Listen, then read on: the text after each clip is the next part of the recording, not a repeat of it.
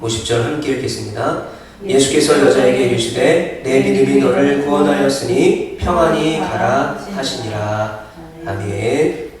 할렐루야. 네, 오늘 이 예배 자리에 오신 주님의 귀한 자녀들 가운데 놀라운 하나님의 은혜와 축복이 임하기를 간절히 축복합니다. 이 시간에는 지금 만나러 갑니다 라는 말씀의 제목으로 누가복음 7장 36절부터 50절까지의 말씀으로 함께 은혜를 나누겠습니다. 저 먼저 오늘 본문을 보게 되면 이 구원에 대한 의미 또는 예수님이 어떤 사람인가에 대해서 조금 오해하고 있는 한 사람이 등장을 합니다. 36절에 보면 한 바리새인이 예수께 자기와 함께 잡수시기를 청하니 이에 바리새인의 집에 들어가 앉으셨을 때에, 자, 성경에서 시작에 한 바리새인에 대해서 소개하고 있어요. 그런데 이 바리새인이 어떤 사람이냐면 구원에 대해서 또 예수님이 누구신가에 대해서 조금 오해하고 있는 한 사람이었다라는 거예요. 자, 이 사람은 바로 바리새인이었던 시몬이었습니다. 자, 그런데 이 시몬이 바리새인이었잖아요. 그 당시에 바리새인들과 예수님과의 관계는 굉장히 껄끄럽고 부담스러웠던 관계였어요. 그런데 이 바리새인이었던 시몬이 그 껄끄럽고 부담스러웠던 예수님을 자신의 집에 초대했습니다. 제가 이스라엘의 성지순례를 갔을 때 특이한 엘리베이터를 본 적이 있었습니다. 바로 샤밧 엘리베이터라는 거예요. 이렇게 사진에 보면 나와 있는데 저 엘리베이터입니다. 이 샤밧이라는 말은 어떤 뜻이냐면 안식일이라는 뜻이에요. 그러니까 유대인들이 지키는 안식일은 금요일 해질녘부터 시작해서 토요일 해질녘까지가 바로 지금 이스라엘 사람들 유대인들이 지키고 있는 샤밧 안식일입니다. 그러니까 샤밧 엘리베이터는 안식일에만 타는 전용 엘리베이터예요. 그러니까 일반 엘리베이터가 있고 이 샤밧 엘리베이터, 안식일에만 따로 전용으로 탈 수 있는 엘리베이터가 있었습니다. 근데 이 엘리베이터의 특징이 있어요. 뭐냐면 모든 층에 다 서요. 버튼을 누를 수 없게 되어 있습니다. 왜냐하면 유대인들이 안식일에 엘리베이터의 버튼을 누르는 것만으로도 안식일을 지키지 못하는 것이 되기 때문에 그래요. 그리고 금요일 이제 해질녘부터 이 안식일이 시작이 되면 이스라엘에는 차도 거의 없습니다. 그리고 모든 식당과 가게들이 다 문을 닫아요. 심지어는 호텔 안의 식당도 다 문을 닫게 됩니다. 그래서 외국인들이 이스라엘에 와서 식사를 하려면 무슬림이 살고 있는 구시가지나 팔레스타인 거주 지역인 해안지구로 가서 식사를 해야만 이 안식일 기간에 밥을 먹을 수가 있었습니다. 심지어 이 유대인들은요, 안식일 기간에는 핸드폰도 사용하지 못하고요, PC, 컴퓨터도 사용하지 못합니다. 모든 전자제품을 사용하지 못해요. 만약에 어떤 유대인이 금요일 점심쯤에 에어컨을 켜놨어요. 그런데 깜빡하고 끄지 못했습니다. 그런데 안식일이 됐어요. 이 에어컨을 꺼야 돼요. 근데 끄지 못해요. 그래서 대부분의 이 유대인들은 모든 전자제품에 타이머를 사용한다고 해요. 그래서 타이머를 맞춰놔서 안식일이 되기 전에 모든 전자기기가 꺼질 수 있도록 그렇게 한다는 것입니다. 자, 그런데 중요한 것은 이렇게 극정통파 유대인들, 정말 안식일을 이렇게 정말 정확하게 지키는 유대인들이 전체 유대인들의 13%밖에 되지 않는데 오히려 수많은 이스라엘 사람들이 이들을 보면서 오히려 반감과 불만을 가진다고 합니다. 왜냐면요, 보셨는지 모르겠지만 검은 정장에 이렇게 챙이 높은 검은 모자를 쓰고 수염을 이렇게 기리고 다니는 그 정통파 유대인들은요, 일도 하지 않습니다. 왜냐하면 이들이 믿는 모세 오경에 맞지 않아요. 군대도 가지 않습니다. 그리고 자녀가 평균적으로 6명에서 7명이래요. 그래서 이스라엘 정부로부터 자녀 지원금을 받아서 그것으로 일하지 않아도 성경만 가르치고 그렇게 자기들끼리 모여서 살게 됐던 거죠. 그러니까 다른 사람들이 오히려 이 사람들을, 이렇게 극정통파 유대인들을 세속적으로 바라본다고 하는 거예요. 왜냐하면 너무 문자적으로 안식일을 지키고 또 자신들만 지키면 되는데 그렇지 않는 다른 유대인, 예를 들어서 내가 영업을 해야 되는데 안식일에 택시를 몰게 되면 막 가서 해코지를 하는 거예요. 이 정통파 유대인들이. 그래서 오히려 그 이스라엘 사회에서 많은 반감을 산다고 합니다. 제가 왜 안식일에 대한 이야기를 하냐면 이 당시에 예수님과 바리새파 사람들 사이에 계속 싸우고 대립하는 문제가 있었는데 그것이 안식일 논쟁이었습니다. 왜냐하면 예수님의 제자들이 안식일에 배가 고파서 밀을 먹었어요. 바리새인들이 그걸 보고 어떻게 안식일을 범할 수 있느냐라고 비판합니다. 그리고 예수님이 어떻게 하답니까? 예수님이 안식일에 손이 마른 자, 손을 쓰지 못하는 사람을 고쳐주셨어요. 그런데 바리새파 사람들이 뭐라고 말합니까? 어떻게 거룩한 안식일에 안식일을 범할 수 있겠냐? 그러면서 이 안식일 때문에 계속 예수님과 바리새파 사이에는 문제가 있었어요. 반대로 예수님은 이 바리새파 사람들이 위선적이고 또 세례 요한의 세례를 무시하고 세례를 받지 않은 그들을 하나님을 모른다고 비판했기 때문에 계속해서 바리새파 사람들과 예수님 사이에 대립이 있었습니다. 자, 그렇다면 왜 바리새인이었던 이 시몬이 예수님을 초청했을까요? 자, 39절에 보면 예수를 청한 바리새인이 그것을 보고 마음에 이르되 이 사람이 만일 선지자라면 이라고 말을 하고 있어요. 만일 선지자라면, 그러니까 바리새인 시몬이 왜 예수님을 자기 집에 초청했는가? 만일 선지자라면 내가 배울 것이 있겠구나 라고 생각하고 예수님을 초청한 거예요. 지금도 이스라엘의 유대인들은요, 메시아를 아직까지 기다리고 있어요. 예수님을 그들은 메시아로 생각하지 않습니다. 그래서 예수님을 한 성인 중에, 거룩한 사람 중에 한 사람이라고 믿고 있어요. 이 바리새파였던 시몬도 마찬가지입니다. 예수님을 구원자가 아니고 메시아가 아니고 선지자 중에 한 사람으로 생각했던 거예요. 그런 마음을 가지고 예수님을 초청하는 것입니다. 그래서 우리가 40절 말씀에 보면 이 시몬이 예수님을 부르는 호칭이 뭐냐면 선생님, 선생님 말씀하소서. 그러니까 어느 정도 예수님을 향한 존경은 있어요. 왜냐하면 그가 예수님이 행하신 모든 것들을 들었기 때문에 그래요. 그러나 예수님을 메시아로 여기진 않았던 거예요. 이 마음을 예수님이 보시고 시몬에게 이렇게 말씀하셨습니다. 우리 오늘 본문 44절부터 46절까지 말씀을 우리 함께 같이 읽어보겠습니다. 시작.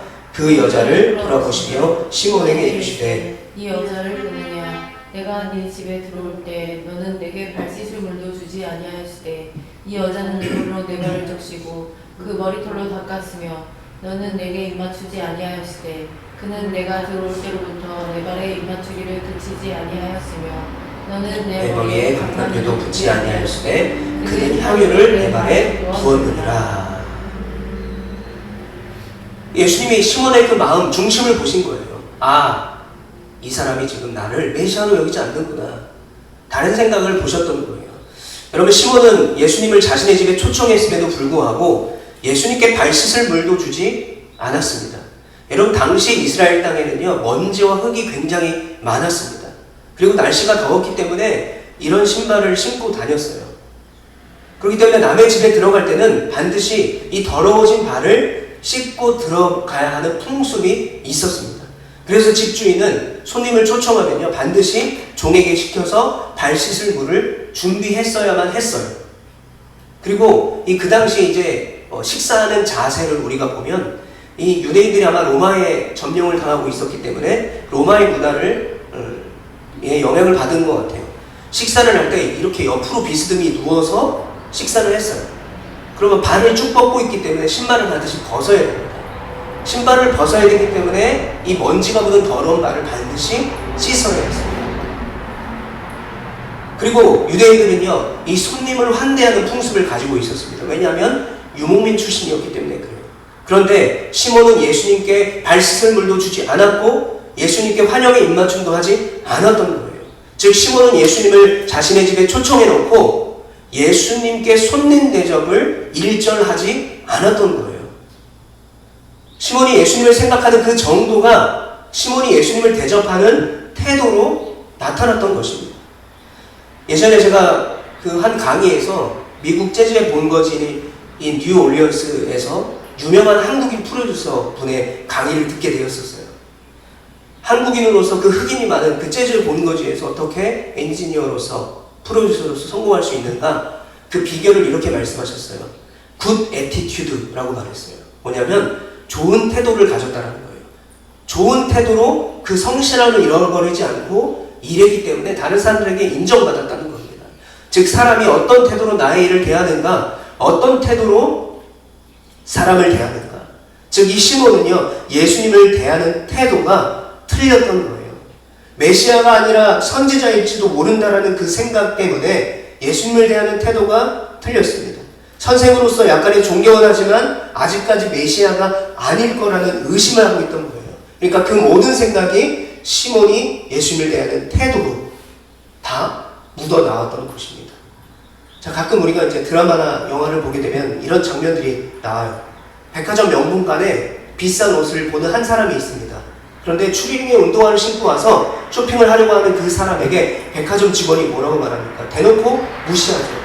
그리고 이렇게 말해요. 손님, 혹시 사실 건가요? 라고 물어본다는 거예요. 그리고 좀 더 좋게 말하면, 손님, 여기는 고가의 브랜드 매장이니까 밑에 층에 내려가시면 저렴하게 할인하는 상품이 있으니까 거기 가서 구입하세요. 뭡니까? 외모를 보고 그 사람의 행색을 보고 이 사람이 이 비싼 물건을 살 수 있는 사람인가, 능력이 되는가를 판단한다는 거예요. 즉 시몬의 태도가 그랬던 것입니다. 예수님을 메시아가 아니라 그냥 나에게 조금의 가르침을 줄 수 있는 선생님 정도로 여겼기 때문에 그 시몬의 생각이 자신의 태도로 고스란히 나타났던 거예요.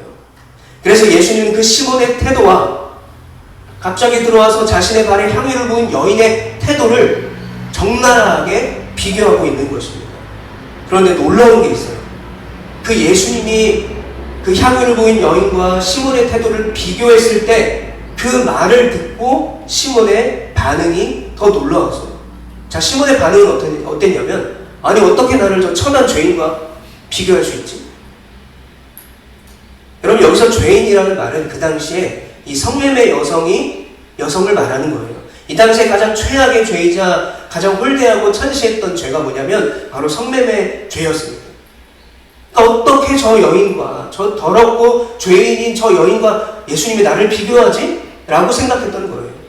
지금 예수님의 발에 향유를 붓고 머리털로 닦고 입 맞춘 저 여자, 저 여인은 많은 사람들이 죄인이라고 생각하는 사람인데, 나는 바리새파 사람인데, 나는 종교적인 열심이 있는 사람인데 라고 하면서 오히려 자신의 태도를 회개하는 것이 아니라 그걸 못마땅하게 여겼던 반응을 시몬이 했던 것입니다. 즉 시몬은 자신이 종교적으로나 사회적으로나 윤리적으로나 저 여인보다 더 깨끗하다라고 생각했던 거예요. 자신이 더 나은 사람이라고 생각했던 것입니다. 근데 그렇게 엉뚱한 소리를 하고 있는 시몬의 말을 듣고 예수님이 이렇게 말씀하세요. 시몬아, 내가 너에게 할 말이 있다라고 말해요.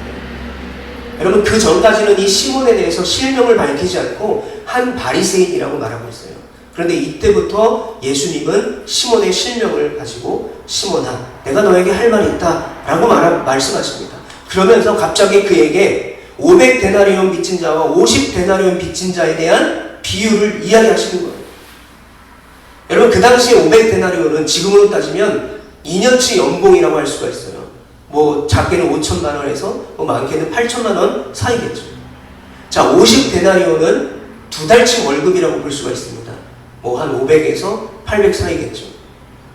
우리는 흔히 이 500데나리온 빚진 자를 50데나리온 빚진 자보다 더 큰 죄를 지었다라고 생각하기 마련이에요. 왜요? 500데나리온을 빚지고 갚지 않았기 때문에 더 나쁜 놈이다라고 우리는 흔히 생각합니다. 자, 그런데 성경에서는 뭐라고 말하냐면 이렇게 말해요. 우리 오늘 본문 42절 말씀을 같이 읽어보겠습니다. 시작. 갚을 것이 없으므로 둘 다 탕감하여 주었으니 둘 중에 누가 그를 더 사랑하겠는가. 갚을 것이 없으므로 라고 말해요. 그럼 우리가 이 개역개정 성경만 보면 예수님이 하나님이 탕감해 주셨기 때문에 갚을 것이 없는구나라고 생각할 텐데, 표준 세번역의 성경을 보면 이 갚을 것이 없으므로를 뭐라고 말하냐면 둘이 다 갚을 길이 없으므로라고 말하는 거예요. 즉 500데나리온 빌린 자나 50데나리온 빌린 자나 둘 다 갚을 능력이 없다라는 거예요.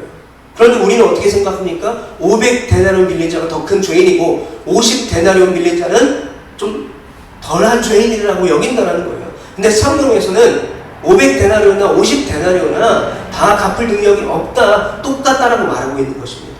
무슨 뜻이냐면 큰 죄나 작은 죄나 그 죄의 문제를 해결할 수 있는 능력이 인간 스스로에게는 없다라는 거예요.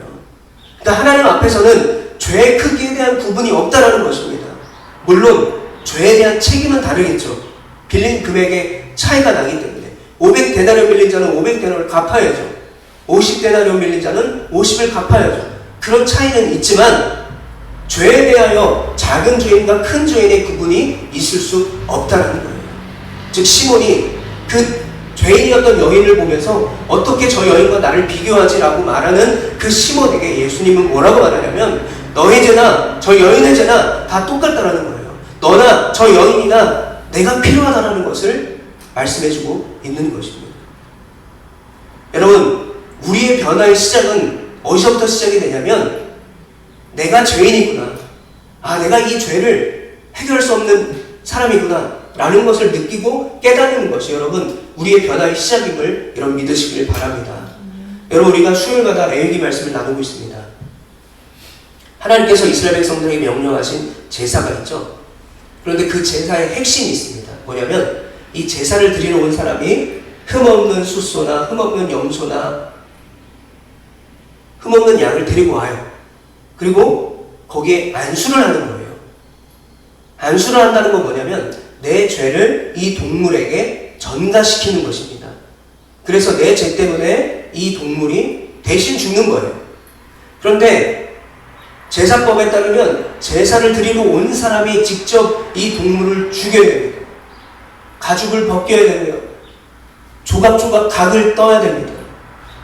그러니까 그런 과정을 통해서 너무 처참하게 죽어가는 그 동물을 보면서 뭘 느끼는 거예요?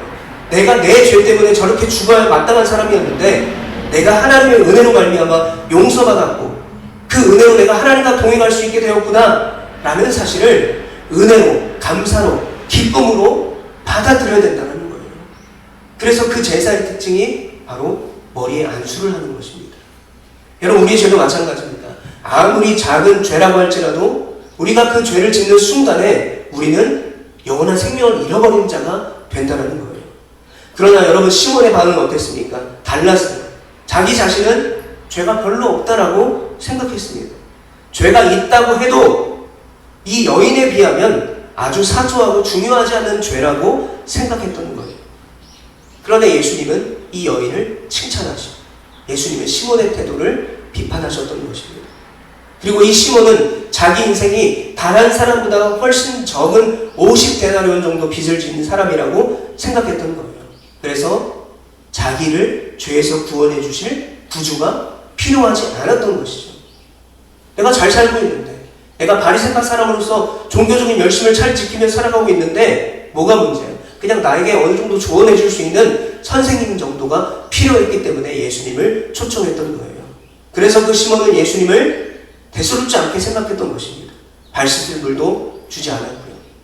한 대의 입맞춤도 하지 않았습니다. 감람류도 머리에 묻지 않았습니다. 그러나 여러분, 이 죄 많은 여인은 어떻습니까? 이 죄 많은 여인은 자신이 세상에서 가장 큰 죄인이라고 생각했어요. 왜냐? 수많은 사람들이 이 여인에게 손가락을 했던 거예요. 너는 세상에서 가장 큰 죄인이야. 그렇기 때문에 감히 주님 앞에서 얼굴을 들고 설 수 없는 사람이라고 생각했던 거예요. 그는 자기 인생이 다른 사람들보다 훨씬 더 많은 500데나리온 빚을 지고 있다고 생각했던 거죠. 그래서 자신은 이 죄에서 도저히 빠져나올 수 없다고 믿었고 내가 이 빚을 전혀 갚지 못할 것을 알고 있었기 때문에 내 이 죄의 빚을 해결해 주실 분은 오직 예수밖에 없다는 것을 깨달았던 거예요. 그래서 예수님께 나아갔던 것입니다. 그리고 그분 앞에 나아가 눈물로 발을 적시고 머리털로 발을 씻고 그 발에 가장 값비싼 향유를 깨뜨려 부었던 것입니다. 그랬더니 예수님께서 이렇게 말씀하세요. 이러므로 내가 내게 말하노니 그의 많은 죄가 사하여졌도다. 이는 그의 사랑함이 많음이라. 사함을 받은 일이 적은 자는 적게 사랑하느니라. 이에 여자에게 이르되 내가 죄 사함을 받았느니라 하시니. 자, 그 결과 예수님은 시몬에게 뭐라고 말하냐면 사함이 받은 일이 적다 라고 말해요. 즉 시몬에게 뭐라고 말하냐면 너는 용서받은 것이 적은 사람이다 사함이 받은 일이 적은 사람이다라고 말해요. 그러나 향유를 부은 그 죄인 그 여인에게 뭐라고 말해요? 너가 죄사함을 받았도다. 그리고 오늘 마지막 절에 뭐라고 말합니까? 내 믿음이 너를 구원했다. 평안히 가라. 그럼 시몬에게 뭐라고 말씀하셨어요? 네가 용서받은 것이 적은 사람이다. 이 말은 뭐냐면 너에게 구원이 임하지 않았다는 거예요. 왜 구원이 임하지 않았습니까?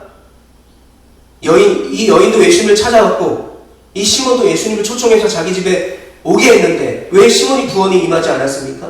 왜요? 용서받은 것이 적어서, 사함이 적기 때문에, 자신의 죄가 적다라고 생각했기 때문입니다.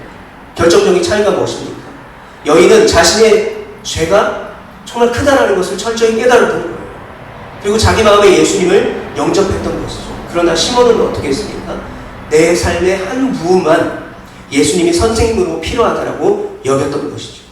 이 여인은 예수님이 완벽한 구원자라고 여겼지만 시몬은 예수님이 선지자일지도 모른다라고 생각했고 메시아라는 것에 대해서 의심이 앞섰기 때문입니다.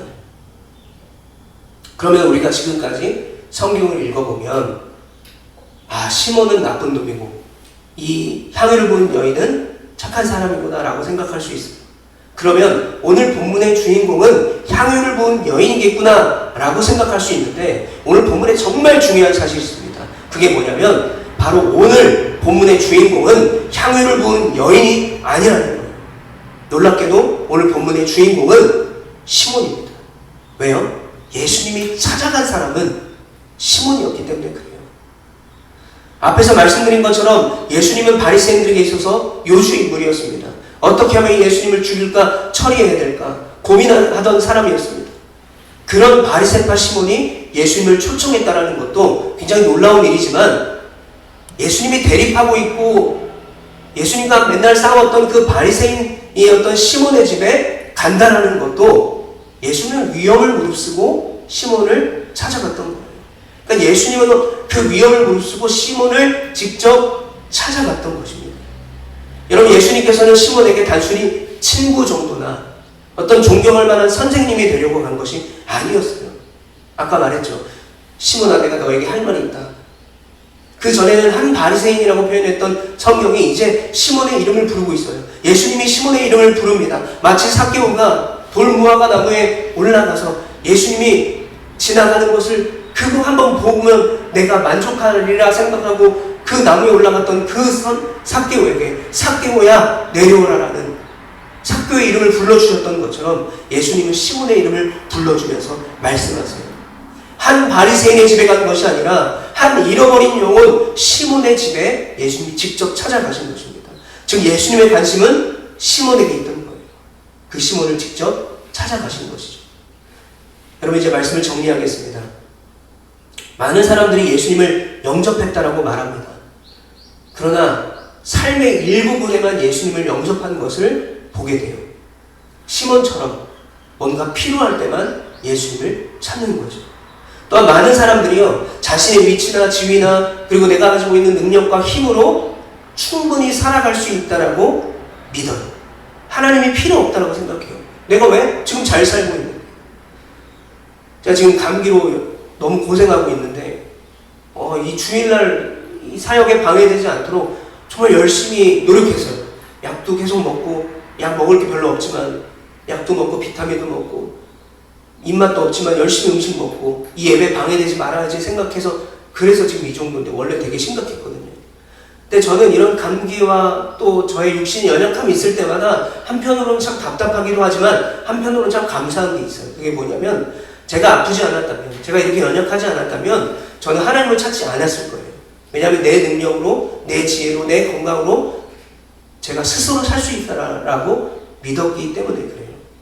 여러분, 많은 사람들이 예수님을 영접한다고 말하지만 삶의 일부분으로 필요해서 예수님을 찾아요. 어떤 사람들은 예수님이 필요 없다라고 말해요. 그런데 중요한 건 뭔지 아십니까? 예수님은 그런 우리에게 예수님을 거부하거나 삶의 한 부분으로 내가 필요할 때만 예수님을 찾는다고 할지라도 그 예수님은 우리에게 찾아오시는 분임을 여러분 믿으시길 바랍니다. 하나님이 없는 삶, 하나님이 없는데 있는 것처럼 보여지는 삶, 필요할 때만 하나님을 찾는 삶, 의심으로 인해서 온전한 믿음과 헌신을 갖지 못하는 그 삶에도 주님은 여전히 찾아오신다는 오늘날도 예수님은 이 시몬과 같은 사람들을 찾아가세요. 찾아가시고 만나기를 원하세요. 그리고 그의 마음에 들어가기를 원하십니다. 사랑하는 성도 여러분, 오늘 시몬과 같이 자신의 필요한 만큼만 영접을 한다면 여러분 그만큼의 변화만이 일어난다는 것을 기억하시길 바랍니다. 그러나 오늘 예수님께 자기의 전부인 그 향유를 부었던 그 여인처럼 내가 죄인이구나, 내 힘으로 내 능력으로는 내가 절대 살 수 없구나, 내가 하나님 없이 살 수 없구나 라고 고백한다면, 여러분 내 삶의 중심에 예수님을 그렇게 영접한다면 우리의 삶 전체가 변화될 줄 믿으시길 바랍니다. 여러분 이 시간 나의 마음에, 나의 중심에 지금 만나러 오셔서 나를 구원하시고 회복하시길 원하시는 그 예수님을 지금 만나시는 우리 모두가 되기를 바랍니다. 하나님 나중에 제가 좀 여유가 있을 때요, 아니요, 지금 만나시는 여러분 되시길 바랍니다. 나의 자격이나 나의 자존심이나 나의 믿음의 연약함이나 나의 어떠함이나 그 모든 문제는 향유를 깨뜨려 눈물로 발을 닦아준 그 여인처럼 예수님의 발 앞에 다 내려놓으시기를 바랍니다. 여러분 의심을 넘어서, 연약함을 넘어서, 나의 자격을 넘어서, 나의 교만함을 넘어서 여전히 나를 사랑하셔서 지금 나를 만나러 오시는 그 예수님을 지금 영접하시기를 바랍니다. 그 주님 한 분만으로 우리의 삶이 변화되어서 믿음의 진실함으로 또 그 믿음의 능력으로 승리하며 살아가는 우리 모두가 되기를 간절히 축복합니다. 아멘. 우리 시간 들은 말씀을 기억하면서